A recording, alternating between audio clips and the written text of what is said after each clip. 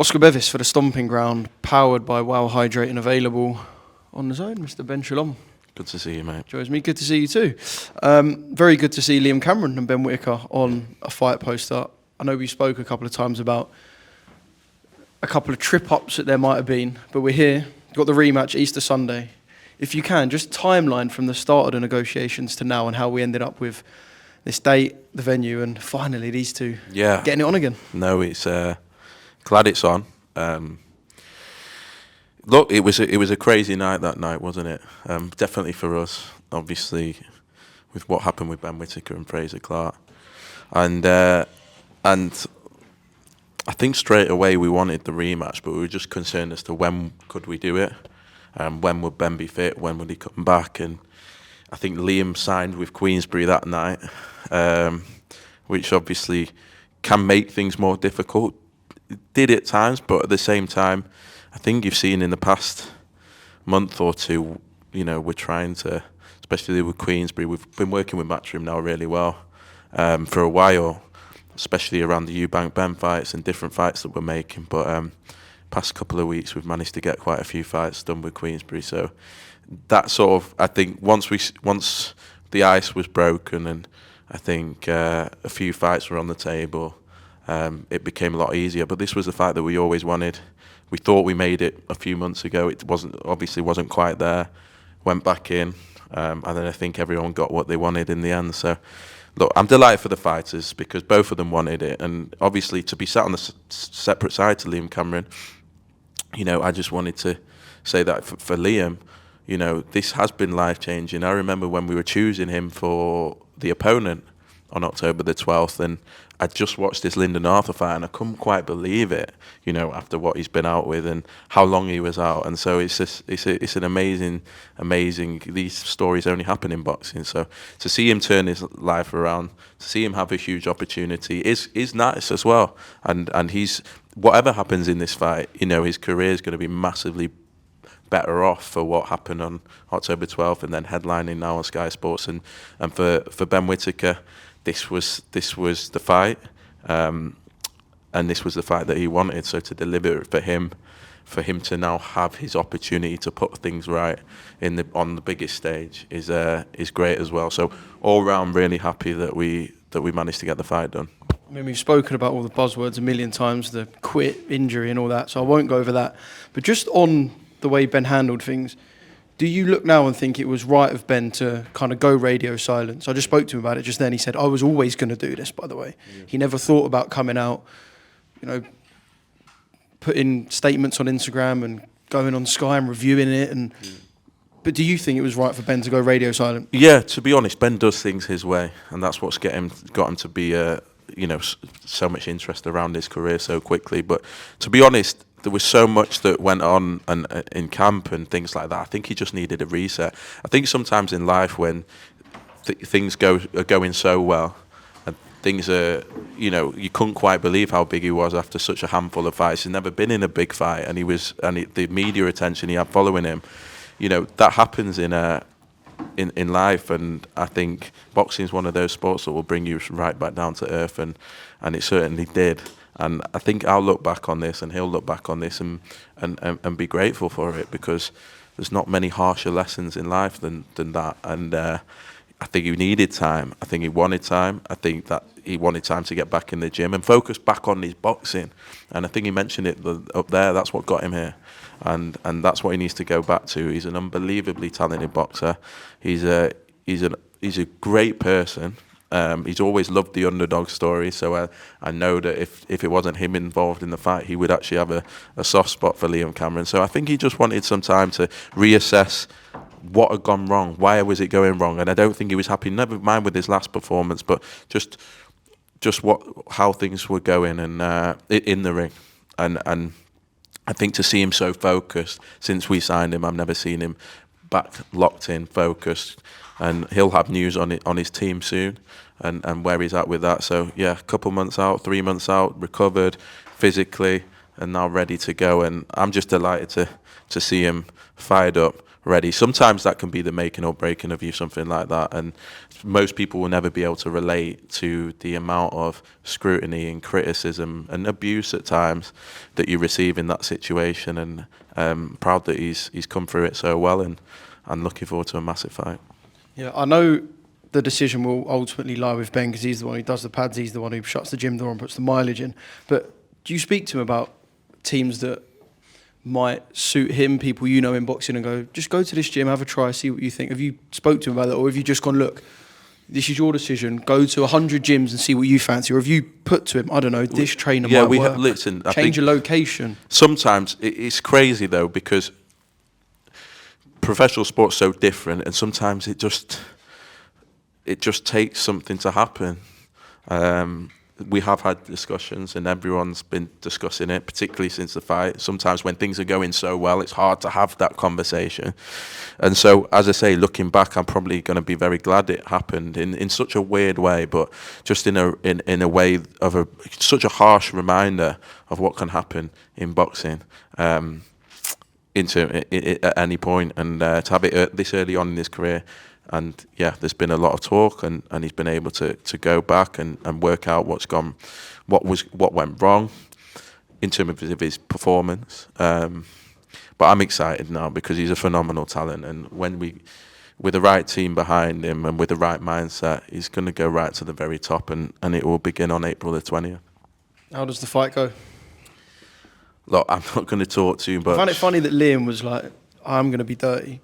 I'm going to be grappling or groping, as Ben called it. There's going to be some stuff to the back of the head. But I guess Liam knows that's where his success is going to come. If he started to try and box Ben off the back foot, I'm sure he'll find out pretty quickly what's what. But yeah, without a doubt, look, Ben's a very talented boxer, and he won't want him to get to work. But I'm not going to say too much. I think Ben, the right Ben Whittaker, should win comfortably. No disrespect to Liam whatsoever. But we've got to make sure we see the right Ben Whittaker. But it's a huge fight. I think pressure more than anything. Like, there's a lot of pressure on this fight. A headline night in his hometown on Easter Sunday to resurrect. 6 days before you bank Ben. 6 days. Yeah, it's going to be a big couple of weeks. The team have been complaining of the ridiculous Yeah, pressure that we're getting them under. To do that 6 days before a big stadium show that they're already working, it's going to be a mental week and a crazy week for our business. But look, we got the fight that we wanted, and in the right place, and let's see what happens.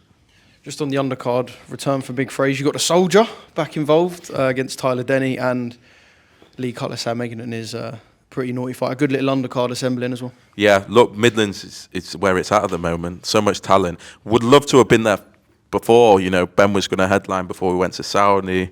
We went to Wolverhampton, and Adam Azim ended up headlining. I think Ben was injured that night. So we want to be going there a lot more with Fraser and with Ben, and obviously Tyler, and great fight with Eggington Cutler, but a lot more to be announced. It will be a massive card in Birmingham, and hopefully a place that we can go back to many times.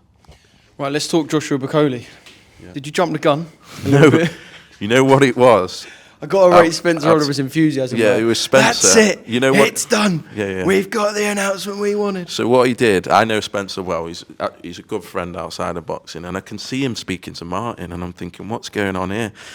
And then I start listening, and he's going, Martin, do you want to fight Anthony Joshua? And Martin's obviously, we said, it's second language. He's like, yeah, I want to fight Anthony Joshua. Is it going to happen this way? And then I just hear Spencer get progressively, and so, is it going to happen this summer in the Congo?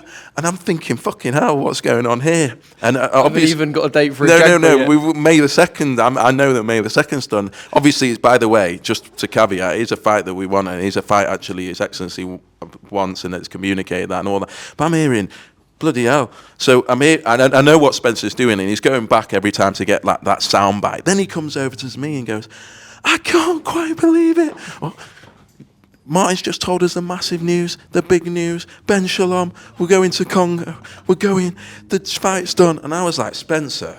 So I just thought, yeah, we're off to the Congo next week. It's signed, it's done, and off we go. Obviously, you don't. it was funny at the time. It is a fight that we won. It is a fight I believe that everyone wants. I think Anthony Joshua wants it. I think Martin Bakole wants it. I think His Excellency wants it. I want it. The teams want it. Eddie doesn't want it. So that might be the stumbling block. But You believe that Eddie doesn't want this fight? Yeah, look, he's just say dug me out enough times for fights that I apparently don't want. There's no way Eddie Hearn wants Martin Bakole against Anthony Joshua. There is absolutely, and to be fair, I only think he's the only one. I think Anthony Joshua wants it, and we know His Excellency would love that fight, and it's an amazing fight and a historic fight, and it should happen.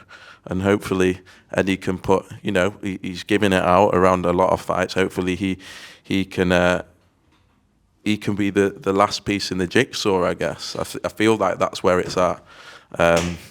But yeah, the thing with Spencer was just funny, and it's mad report. I called him the next day and said, I can't believe you were doing that. And I was like, yeah, anyway. People that know my sense of humour know that it was so deadpan, and I was just like, yeah, we're off to the Congo next week. Is Spencer in the headset just giving like the nods like with pure excitement? You mentioned about Eddie and the fights that he's egging on. So I spoke to him the other day, and he said to me, and I do think to some degree that, I ask you questions that sometimes you wouldn't want to be asked, and I would say that we do that with Eddie as well. But he said that no one has just sat there and said to you, will Adam Azim fight Dalton Smith next? That simple question. So if I ask you, will Adam Azim fight Dalton Smith next, what would your answer be? Depending on money, depending on all these different circumstances. So it is a possibility? Of course it's a possibility. Of course it is. But it's a silly question to ask. Is that because it's a more stringent progress than just a yes or no? 100%. One of the biggest fights now in British boxing, and it's a fight that's building really well. I think Adam Azim is the numbers that he keeps doing now consistently. You can see where he's going to get to at 22 years old. For us, what a star that is building. But it's a fight that will happen, and it will happen when the terms are right for Adam. So yeah, the answer is it could be.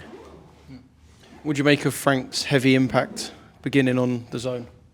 Yeah, good. Obviously knew about it because we were making 2 of the 3 fights. Yeah. But it was just to start off. Do you like White Joyce? Look, it's going to be carnage, isn't it? So it is. It's carnage. It's a headache fight. It's so difficult to say that a fighter should be retired when Derek Chisora has just done what he's done. Because I was saying that I genuinely, when we started in Sky, I think it was 2021.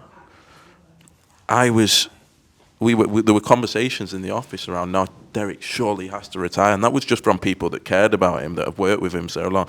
So to be here, we're in 2025, and him doing that. So it's so hard to say, because in boxing you only see snapshots, and you only see, look what happened to Fraser Clark in October, and even it's such a brutal sport. Even in those situations, you just wonder the damage it's had. And I think with Joe Joyce, it has felt like it's the end for a while.